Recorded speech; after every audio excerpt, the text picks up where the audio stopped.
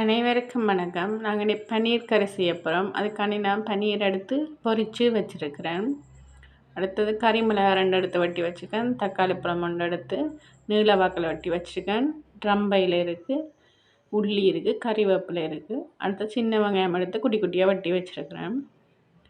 இப்போ அடுப்பு மூட்டியாச்சு. அதில் பாத்திரத்தை கழுவி அதில் ஈரம் காய விடுவோம். இப்போ பாத்திரத்தில் ஈரம் காஞ்சிட்டுது. இதுக்குள்ள தேவையான அளவு எண்ணெய் சேர்க்குறேன். நான் தேங்காய் எண்ணெய் தான் சேர்க்குறேன். அடுத்தது கருவேப்பிலை சின்ன சின்ன துண்டாக முறித்து போடுறேன். அடுத்தது கிராம்பு போடுறேன்.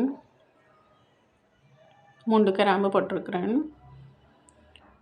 அடுத்ததாக பெருஞ்சீரகம் இப்போ சேர்க்குறேன். இப்போ இதெல்லாம் சேர்த்து நல்லபடியாக வதக்கி எடுப்பேன். அடுத்ததாக வெட்டி வச்சுக்க வெங்காயம் சேர்க்குறேன். மிகவும் ஓரளவு வதங்க விட்டு மீதி மிரக்கறிகளை சேர்ப்பேன். எனக்கு இது ஓரளவு வதங்கிட்டுது.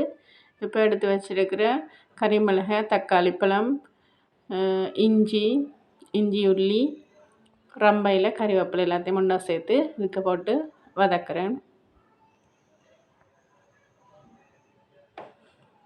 இது ஓரளவு வதங்கி முடிய பன்னீர் பொரிச்சபடியாக அதையும் ஒன்றாவே இதோட சேர்க்கலாம்.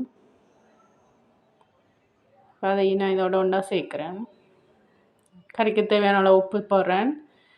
கறிக்கு தேவையான அளவு காரத்துக்கு ஏற்ற மாதிரி நீங்கள் தூள்கள் சேர்த்துக்கொள்ளுங்க.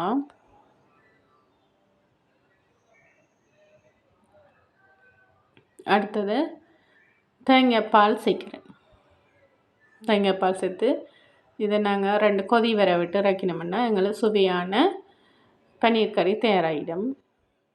இப்போ எல்லாம் ஒன்றா மசாலா எல்லாம் ஒன்றா பாலோடு சேர்கிற மாதிரி கலந்து விடுறேன். இப்போ எனக்கு கொதிக்குது. இனிமேல் நாங்கள் இதை இறக்கலாம். ரொம்பவே சுவையான ஆரோக்கியமான பன்னீர் கறி எங்களுக்கு தயாராகிட்டு. தேங்க்யூ. தேங்க்ஸ் ஃபார் வாட்சிங்.